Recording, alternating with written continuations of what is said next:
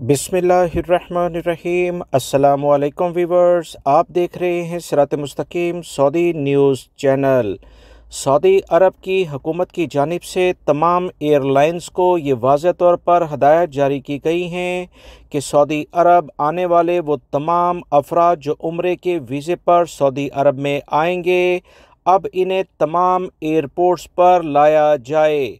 कोई भी एयरलाइन सिर्फ जद्दा या ताइफ या मदीना मुनव्वरा के लिहाज से अब उम्रा ज़ायरीन को नहीं लाएगी, बल्कि तमाम एयरपोर्ट्स के लिहाज से ही लेकर आया जाएगा।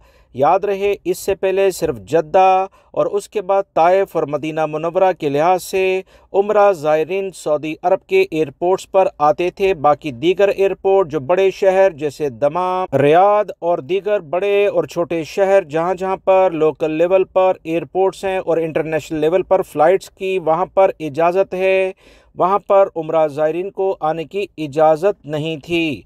ताज़ा तरीन एलामिया जो Saudi general authority of civil aviation की जानिब से जारी किया गया है, अब ये पाबंदी ख़त्म कर दी गई है। तमाम एयरलाइंस, तमाम एयरपोर्ट जो सऊदी अरब के हैं, इंटरनेशनल एयरपोर्ट की दोस्तों बात कर रहा हूँ, वहाँ पर उम्रा ज़ायरीन को लेकर आएंगे।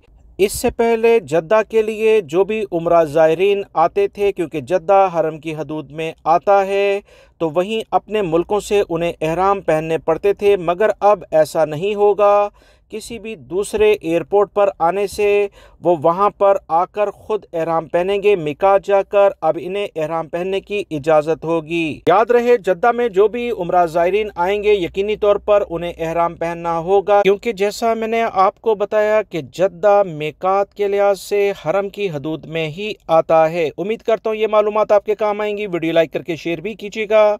मिलेंगे मज़ीद ताज़ा तरीन अपडेट के साथ। अस्सलामु अलैकुम।